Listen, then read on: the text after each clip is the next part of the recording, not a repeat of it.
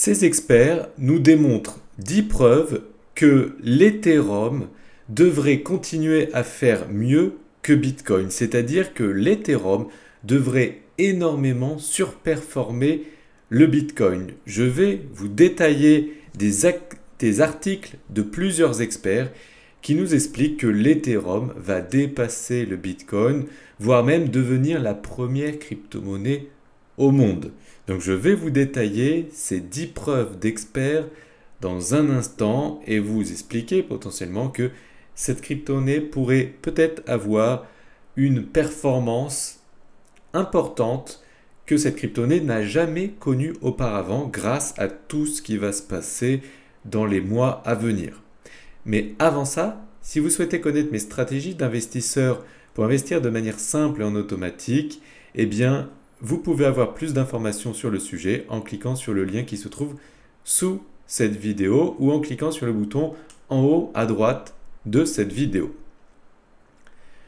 Donc, qu'est-ce que nous dit cet article? Les experts sont unanimes. L'Ethereum est voué à passer devant le Bitcoin, carrément. Quand bien même la valeur du second est bien plus élevée que celle du premier, tout est question d'utilité. Là où le Bitcoin sert avant tout de réserve de valeur, l'Ethereum s'est révélé être très populaire auprès des développeurs, ce qui l'a aidé à propulser son prix et ce qui va sûrement l'aider à continuer la propulsion de son prix. Parce que l'Ethereum a énormément de cas d'usage par rapport au Bitcoin, selon eux, qui ont au final qu'un cas d'usage, la réserve de valeur. Ce sont leurs avis, ce n'est pas forcément mon avis, je vous dirai mon avis à la fin de cette vidéo. Donc, dans un premier temps, voyons tous les cas d'usage que possède l'Ethereum. Eh bien, la plupart des plateformes, en tout cas celles avec la plus grande TVL, Total Value Lock, eh bien, ce sont des plateformes de finances décentralisées qui sont uniquement, enfin la plupart, les plus grosses en tout cas, sont sur la blockchain Ethereum. Donc, premier cas d'usage. Deuxième cas d'usage, ce sont les NFT. La plupart des plus gros NFT, avec le plus gros nombre de volume, plus grande capitalisation, c'est sur la blockchain Ethereum. Ensuite, tout ce qui est DAO, les organisations autonomes décentralisées. La plupart et les plus grosses sont sur Ethereum.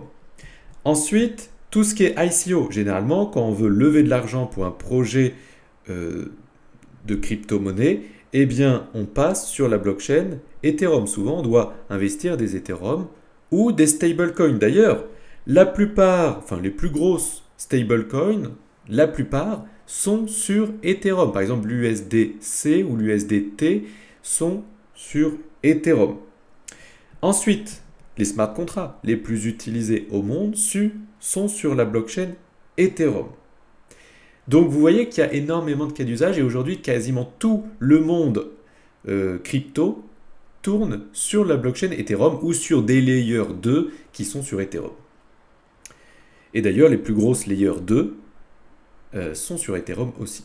Donc il y a énormément de cas d'usage par rapport au Bitcoin qui selon eux n'a que un cas d'usage et donc selon eux eh bien l'Ethereum aura plus de valeur parce que selon eux ce qui fait la valeur c'est l'utilité. Ensuite, vous allez me dire, bah oui, mais Jonathan, c'est bien, il est utile, mais il est très cher. Quand on fait une transaction avec un smart contract ou un transfert tout simplement sur cette blockchain, c'est très cher et très lent. C'est ça son gros problème aujourd'hui et c'est ce qui fait que il peut faire mieux à l'avenir. Et donc, c'est pour ça qu'il va avoir très prochainement, dans les jours à venir, mais aussi dans les mois à venir, des mises à niveau de la blockchain Ethereum pour qu'elle soit beaucoup plus sécurisée selon eux, c'est ce qu'ils disent sur le site ethereum.org, durable mais aussi plus rapide et moins cher. Donc là il faut savoir que le 19 septembre 2022 il va avoir The Merge. Donc The Merge qu'est-ce que c'est? Eh bien c'est la fusion entre la preuve de travail, le proof of work, à la preuve d'enjeu, le proof of stake. Qu'est-ce que c'est ça? Eh bien, le proof of work, en gros, c'est un processus qui permet de sécuriser le réseau, vérifier les transactions via preuve de travail, donc qui demande énormément d'énergie, qui est parfois un peu lent, et voilà, qui est cher. Alors que la preuve d'enjeu, eh bien, c'est la fusion qui va avoir le 19 septembre, eh bien, c'est tout simplement posséder des tokens sans avoir forcément l'obligation de prouver une preuve de travail, prouver des calculs. Et bien là, tout simplement en possédant les crypto-monnaies, ça permettra de valider les transactions, sécuriser le réseau, etc. Donc c'est ça ce qui va se passer. Et quelles seront les conséquences de cette mise à jour fort positive sur cette blockchain? Eh bien la première chose, c'est que Vitalik Buterin, son fondateur, dit que cette mise à jour pourra atteindre les 100 000 transactions par seconde. Il faut savoir qu'aujourd'hui, Visa Mastercard, c'est environ 20 à 30 000 transactions par seconde. Donc Ethereum, selon ses dires, eh bien, atteindra les 100 000 transactions par seconde, à peu près 3-4 fois plus que Visa Mastercard. Donc, son défaut principal, la vitesse, va être résolu. Mais aussi son deuxième défaut, c'est-à-dire les frais. Les frais de transaction, donc ça ne se fera pas forcément en septembre 2022, hein, ça va prendre un peu de temps, mais à l'avenir, les frais vont être réduits. On va en parler dans un instant. Donc il aura de l'utilité, ce token, enfin il a déjà énormément d'utilité, mais en plus il sera très simple, et il sera très rapide et peu cher. Donc ça va faire une adoption auprès du grand public, des entreprises, des développeurs, encore plus massive qu'elle ne l'est déjà. Ça, c'est un premier point, l'utilité, qui donne la valeur. Le deuxième point, sur les 10 qu'on doit voir ensemble, eh bien, c'est que ça sera l'une des seules crypto-monnaies, je crois que c'est ici, oui, voilà, expliquée par un expert de la Saxo Bank qui nous dit « Ethereum pourrait devenir la plus grande crypto-monnaie déflationniste ». Il faut savoir qu'aujourd'hui, le Bitcoin est inflationniste. C'est-à-dire qu'en termes de tokens, tous les jours, il y a des coins qui sont créés.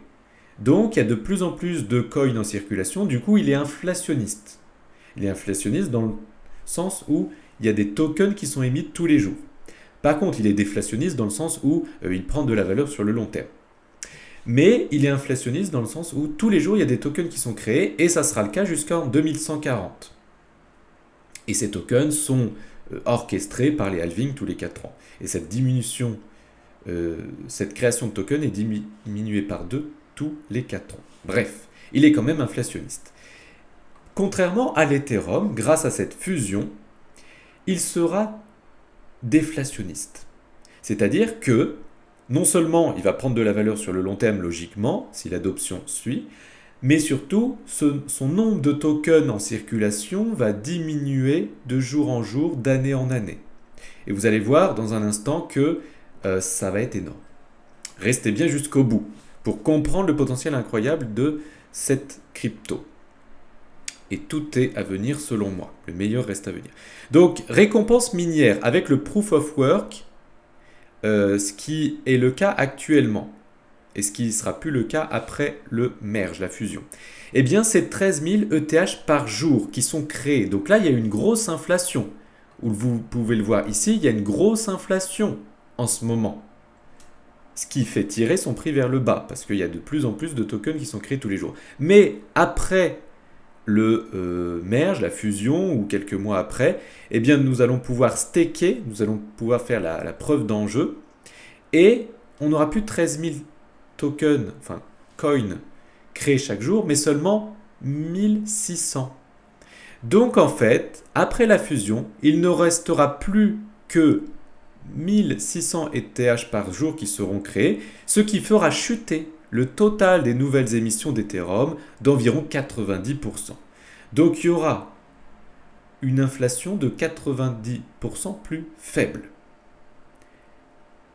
Mais il va y avoir aussi de la combustion. À un prix moyen de gaz de moins de 16 Gwei, au moins 1600 ETH sont brûlés chaque jour, ce qui ramène effectivement l'inflation nette d'Ethereum à zéro, voire même inflationniste. Donc en fait, certes, il y aura des tokens qui seront créés, enfin des cryptos qui seront créés, 1600 Ethereum par jour, mais comme il y aura des frais de réseau payés en Ethereum qui vont permettre de brûler ces Ethereum, eh bien on va arriver plus ou moins à un équilibre qui fait que le token Ethereum, la crypto Ethereum sera pas inflationniste, voire même déflationniste. C'est ce qu'on va voir maintenant. Vous voyez que depuis sa création, il est inflationniste. Il y a des tokens qui sont créés chaque jour. Mais à partir du 19 septembre, eh bien, nous allons passer du Proof of Work au Proof of Stake. Et à ce moment-là, eh bien, les mineurs seront plus payés. Ça sera les holders, les gens qui gardent leur crypto Ethereum, qui seront récompensés. Et au fil du temps, vous voyez que les tokens en circulation vont chuter. Donc il y aura une inflation qui va tirer le prix vers le haut, logiquement. Vous voyez qu'il y a déjà plus de 1 500 000 Ethereum qui ont été brûlés. Et vous pouvez voir ici que là nous sommes en 2022. Vous voyez ici nous sommes en 2022. Et après, eh bien 2022-2023, l'Ethereum supply, le nombre de tokens d'Ethereum en circulation va chuter énormément. Bon là on est en 2218, mais il sera très inflationniste. Et déjà si on regarde en 2030, voilà, Ethereum aura perdu déjà 20% de son total supply. 20% de son total supply. Donc il aura logiquement, grâce à son utilité, sa rapidité, le fait que ça soit peu cher, eh bien une adoption de masse, donc une demande qui va augmenter, par contre une offre qui va baisser. Et donc ça, logiquement, par processus de l'offre et de la demande, son prix devrait augmenter. Le point suivant, eh bien c'est l'écologie. Souvent on parle d'écologie, les gens n'investissent pas dans le Bitcoin parce qu'il n'est pas écologique, parce qu'il utilise le Proof of Work. Et certaines entreprises, à cause de leurs critères écologiques, ils n'ont pas le droit d'investir dans le Bitcoin parce que le Bitcoin est trop polluant selon leurs critères. Mais du coup, l'Ethereum va passer en preuve d'enjeu. Du coup, il va consommer beaucoup moins d'énergie. Et donc, potentiellement, les entreprises pourront plus investir dans Ethereum que dans Bitcoin parce qu'il sera écologique. Donc là, on ne voit pas, pour l'instant, on voit des grosses émissions de CO2, mais ça va chuter à partir logiquement du 19 septembre. Donc ça, c'est un point hyper important pour l'achat de ce token, de cette crypto, par les institutionnels, les grosses sociétés. Point suivant. On a vu qu'il va y avoir énormément de tokens qui seront brûlés, mais nous allons passer en preuve d'enjeu et du coup, les gens seront incités à acheter des Ethereum et à les garder, à les staker, à les jalonner en français. Pourquoi ? Eh bien, pour participer au réseau, sécuriser le réseau, valider les transactions, etc. Et ils seront récompensés. Il faut savoir que Coinbase estime que les revenus du staking augmenteront de manière significative après The Merge.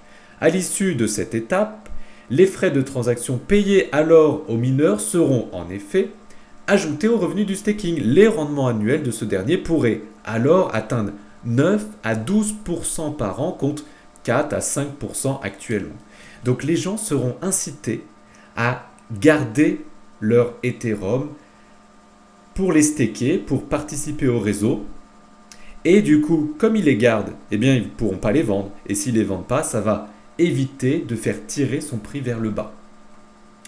Et vous voyez qu'il y a aujourd'hui 13 millions, 14 millions presque d'Ethereum en staking. Ça fait à peu près 30 milliards de dollars d'Ethereum en staking. Donc 30 milliards de dollars d'Ethereum qui ne peuvent pas être vendus. Et vous voyez qu'aujourd'hui, ils gardent 4%, ils pourront gagner plus du double, voire même le triple prochainement. Donc ça c'est bien, ça va éviter aux gens de vendre. Point suivant, donc vous voyez que c'est énorme ce que je vous dis ici, et c'est pas fini, il y a encore mieux à venir. The Merge pourrait attirer les institutionnels à investir. Et les institutionnels, c'est pas 100 balles qu'ils vont investir, c'est des milliards. Un nouveau rapport de Bloomberg révèle qu'Ethereum pourrait attirer davantage d'investisseurs institutionnels après The Merge. Ethereum a détrôné le Bitcoin en termes d'adresses actives, donc il y a beaucoup de gens qui vont dans Ethereum et pas dans Bitcoin, et moins dans Bitcoin. D'utilisateurs actifs et le volume quotidien de transactions a dépassé aussi Ethereum. Mais ce n'est pas tout. Coinbase proposera le staking d'Ethereum aux investisseurs institutionnels. Vous l'avez vu, Ethereum a fait un partenariat avec BlackRock. BlackRock, c'est des milliers de milliards. C'est presque 10 000 milliards. Donc 10 000 millions. 10 000 millions. C'est énorme. Non, c'est 10 000 milliards. La bourse Coinbase a lancé le service de staking d'Ethereum pour les investisseurs institutionnels aux États-Unis. La nouvelle survient alors que l'Ethereum s'approche de la fusion tant attendue. Ensuite, point suivant, Open Interest. Ethereum dépasse Bitcoin pour la première fois. Dans l'univers du trading, le nombre d'outils peuvent être mobilisés pour investir dans le trading. Il peut y avoir bon nombre d'outils. Si l'on retient souvent les indicateurs techniques comme le RSI, etc. pour trader, certaines données comme celles de l'Open Interest sont cruciales pour comprendre un marché. Donc c'est quoi un Open Interest? Eh bien, de manière concrète, l'Open Interest correspond à la valeur de l'ensemble des contrats en cours sur un actif qui n'ont pas encore été réglés. En d'autres termes, l'Open Interest précise le nombre de contrats détenus par les acteurs du marché ou les investisseurs et qui restent dans leur position d'attente. Dès lors, on comprend pourquoi cet outil peut apporter un certain éclaircissement sur le sentiment de marché.